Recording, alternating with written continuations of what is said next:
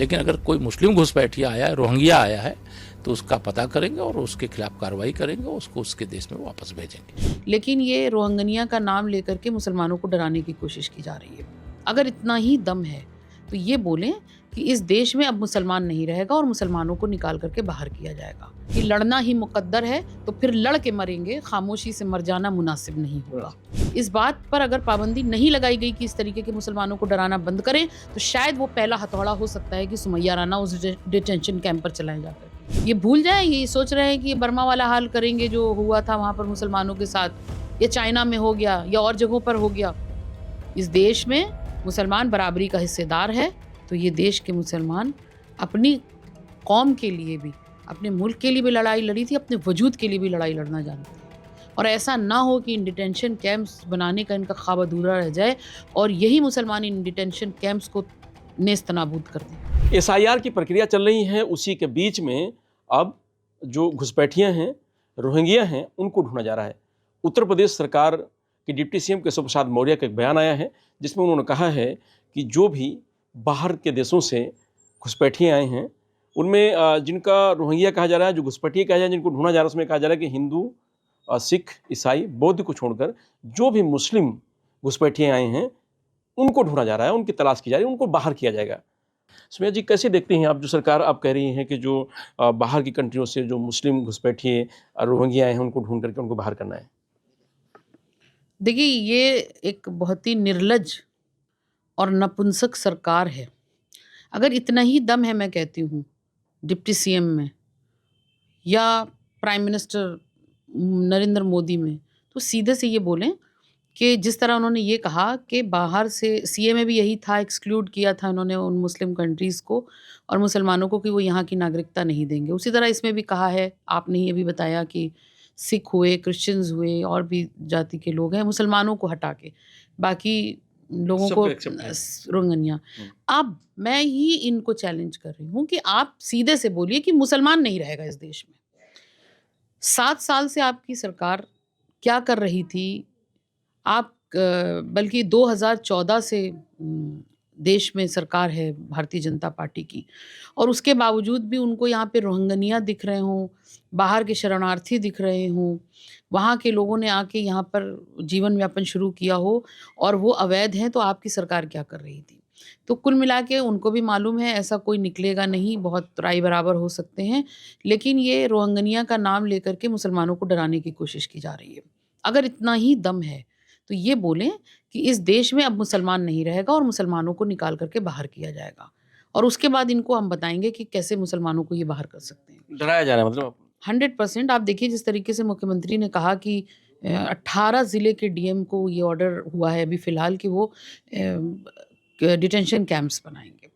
उन detention camps में ऐसा ना हो कि इनको खुद को रहना पड़ जाए, क्योंकि इस देश का मुसलमान अगर अंग्रेज़ों के पंजे से अपने मुल्क को छुड़ा करके और आज़ादी की तरफ ले जा सकता है, इस देश में अगर रज़िया सुल्तान हो सकती हैं, इस देश में बहादुर शाह ज़फ़र हो सकते हैं, टीपू सुल्तान हो सकते हैं, तो ये देश के मुसलमान अपनी कौम के लिए भी, अपने मुल्क के लिए भी लड़ाई लड़ी थी, अपने वजूद के लिए भी लड़ाई लड़ना जानते हैं।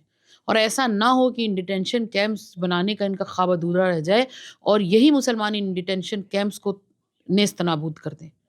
और मैं आपके चैनल से ज़िम्मेदारी से कह रही हूँ, अगर इस बात को यहीं रोका नहीं गया, इस बात पर अगर पाबंदी नहीं लगाई गई कि इस तरीके के मुसलमानों को डराना बंद करें, तो शायद वो पहला हथौड़ा हो सकता है कि सुमैया राना उस डिटेंशन कैंप पर चलाए जा करके।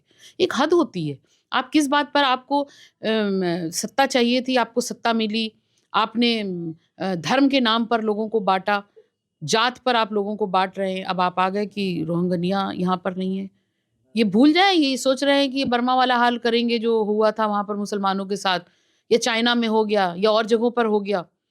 इस देश में मुसलमान बराबरी का हिस्सेदार है और हमको मालूम है, मेरे पापा का शेर है कि लड़ना ही मुकद्दर है तो फिर लड़ के मरेंगे, खामोशी से मर जाना मुनासिब नहीं होगा। ठीक है, घुसपैठिए हैं तो उनको बाहर करना चाहिए, ठीक है, लेकिन अगर किसी जाति विशेष धर्म पे अगर टारगेट किया जाएगा तो वो ठीक नहीं है। मैं यही तो कह रही हूँ, आप रोहिंग्या, आपकी जो अपनी प्रक्रियाएँ हैं, वो प्रक्रियाओं पर आपकी ज़िम्मेदारी थी, पकड़ थी, आपको कराना चाहिए था। लेकिन घूम फिर के सारी सुई मुसलमानों पर टिक जाती है आकर के, सब कुछ मुसलमानों पर रुक जाता है आकर के। कहीं ऐसा तो नहीं होता है कि एसआईआर चल रहा है, उस पे ध्यान भटकाया जाए? ये एसआईआर नहीं है, एसआईआर नाम दिया गया है इसको। वैसे भी आप देखिए पहले आईआर हुआ करता था, इस बार उसमें स्पेशल लफ्ज़ जोड़ दिया गया है। अब कुल मिलाकर के मुसलमानों के खिलाफ एक पूरी मुहिम चलाई जा रही है, लोगों को वलगलाया जा रहा है, मुसलमानों को डराने की कोशिश की जा रही है। लेकिन अब वो एक वक्त था, मुसलमानों को ये डराने में बुलडोज़र के नाम पर हो, चाहे मुकदमों के नाम पर हो, जेल के नाम पर हो, बहुत डरा चुके। लेकिन आज ये वक्त हो गया है कि मुसलमान इस देश में करो और मरो की स्थिति में है। लेकिन जब विपक्ष सवाल खड़ा करता है आप लोगों के साथ खड़े होकर के, तो कहते हैं कि ये लोग उनका वोट लेते हैं, उससे सरकार बनाते हैं, इन लोगों को वोट छिन रहा है, इसलिए इनको दर्द हो रहा है। तो देखिए, पहली चीज़ तो ये कि देश में विपक्ष एक संवैधानिक ढांचा है विपक्ष का भी। तो आप उनके ऊपर अगर ये इल्ज़ाम लगाते हैं कि वोट के लिए ऐसे कर रहे हैं, तो आप भी किसी एक जाति की और किसी एक धर्म के वोट की लालच में ही तो ये सब कर रहे हैं। जभी तो आप उसमें आप किन-किन चीज़ों को, धर्मों को जोड़ करके बात कर रहे हैं। कम से कम विपक्ष तो ऐसा है कि वो किसी के भी वोट पे कुछ भी कर रहा हो, लेकिन बात विकास की करता है, बात गरीबी हटाने की करता है, बात शिक्षा पर करते हैं, स्वास्थ्य पर करते हैं, महिलाओं के लिए करते हैं, पिछड़े दलित अल्पसंख्यक के लिए करते हैं। अगर वोट के लिए कर रहे हैं तो उन चीज़ों को जो सीधे-सीधे जनता से जिसका जुड़ाव है, जिससे जनता का जिससे सरोकार है। लेकिन आप किन चीज़ों पर लड़ाई लड़ने की बात करते हो? आप सिर्फ़ एक आपके पास है धर्म, और धर्म का चोला पहन करके तो रावण भी आया था। अगर आप उसको बात करेंगे तो वो भी एक साधु के वेश में आया था। तो रावण की पूजा थोड़ी होने लग जाएगी। रावण की पूजा तो लकीर के उस पार थी जब तक उसका वेश असली सामने नहीं आया था। जब रावण अपने असली वेश में आया और पता चला कि ये साधु और संत के लिबास में एक क्रूर है, एक ऐसा व्यक्तित्व जो जिससे लोगों को नुकसान हुआ हो, जो छल और धोखे का काम कर रहा हो, वही सेम प्रक्रिया भारतीय जनता पार्टी के नेताओं के साथ है। ऊपर से संत दिखते हैं लेकिन अंदर से वो नरभक्षी हैं। तो ऐसे में आपको लगता नहीं कि पहले से समाज के लोग इतना बटे हुए हैं, बीजेपी की तारीफ करने में जुटे हुए हैं, तो ऐसे लोगों से भी तो लड़ना आपके लिए बड़ा कठिन है? देखिए, ये वो बाज़ारू लोग हैं जिनकी मैंने अभी अब आपसे बात की थी कि संत के वेश में रावण आया था। तो मुस्लिम समाज में भी कुछ ऐसे लोग हैं जो दाढ़ी, टोपी, शेरवानी पहन करके, और ऐसा नाम उनका होगा कि लगेगा बस इनसे बड़ा कोई मुसलमान नहीं है। लेकिन उनसे बड़ा अधर्मी कोई नहीं है जो इंसानियत के खिलाफ बात करे, क्योंकि इस्लाम इंसानियत का पैगाम देता है।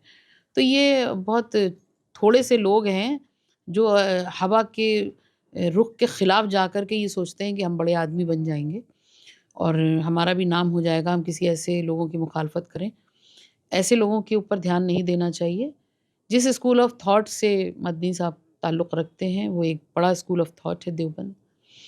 उसके अलावा बरेलवी बहुत सारे ऐसे उलमा हैं, बड़े आलिम दीन हैं, बड़े स्कॉलर्स हैं, और भी बहुत सारे लोग हैं, वो कहीं बटे हुए नहीं हैं। कुछ बेसिक चीज़ें ऐसी हैं जिसमें सब इत्तेफ़ाक रखते हैं और अपने जो मूल अधिकार हैं उनके लिए सबकी एक ही लेकिन बात है। साबुद्दीन रिजवी जैसे लोग हवा तो दे रहे हैं ना, ये वो लोग सरकार हैं, को भी हौसला दे रहे हैं। ये हवा नहीं दे रहे, इनको हवा देने के लायक मीडिया बना रही है। एक्चुअली उनको उन्हीं की वेशभूषा में ला के बिठा के और उनके ही धर्म के बड़े धर्मगुरुओं के खिलाफ बुलवाने का काम एजेंडा मीडिया का है, और फिर आपके जैसे लोग जो निष्पक्ष खबरें करते हैं उनके दिमाग में सवाल ज़रूर उठता है कि वो आखिर क्यों भारतीय जनता पार्टी की इन नीतियों के साथ हैं। तो ऐसा कुछ नहीं है, ये वक्ती हैं, बरसाती मेंढक हैं, जब कुछ इस तरह का मुद्दा होता है निकलते हैं, टर-टर करते हैं, उसके बाद चले जाते हैं। इनको इना तो इनके साथ जनता है। मुझे तो, मैं इस बात को आपके चैनल से दावेदारी करती हूँ कि इनके घर के लोग भी इनके साथ नहीं होंगे, बॉयकॉट कर चुके होंगे इनका। तो कम से कम अब जागरूक होना चाहिए। देखिए, बिल्कुल लोग जागरूक भी हो रहे हैं, और जागरूक हो रहे हैं इसीलिए एसआईआर हो रहा है। जागरूक हो गई पब्लिक, यहाँ की जनता जागरूक हो गई, वोटर जागरूक हो गया, तो इनके साथ नुकसान हो जाएगा। उसीलिए एसआईआर हो रहा है कि इसमें जो इनको ये भी मालूम है कि किस श्रेणी और किस तरह के लोग जागरूक होंगे, और उनको ही पहले वोट देने के अधिकार से काटो। तो रोहिंग्या और घुसपैठियों के नाम पर टारगेट किया जा रहा है, हम ये कह सकते हैं। 100% टारगेट किया जा रहा है, और ये टारगेट कोई छोटा-मोटा टारगेट नहीं है। कुल मिलाकर के ये रोहिंग्या के नाम पर तमाम मुसलमानों को यहाँ से बाहर करने की कोशिश में है। तो इसके लिए क्या करना चाहिए? क्या करेंगे आप लोग?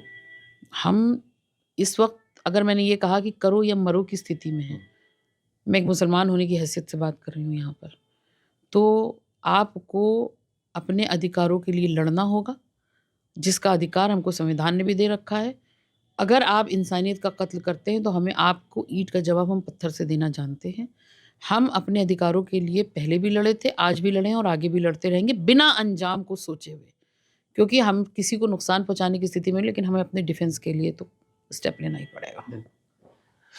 तो ये हैं सुमैया राणा जी, जिनका साफ तौर से कहना है कि बीजेपी जानबूझ करके ये मुद्दे को उठा रही है और जो तमाम सारे जो मुसलमान हैं उनको टारगेट करके और लोगों को बाहर करना चाहती है, लेकिन ये अब मुसलमान बर्दाश्त नहीं करेंगे और जब समय आएगा तो उसकी लड़ाई भी लड़ी जाएगी। मैं रजनीश यादव, लोकमत हिंदी, लखनऊ।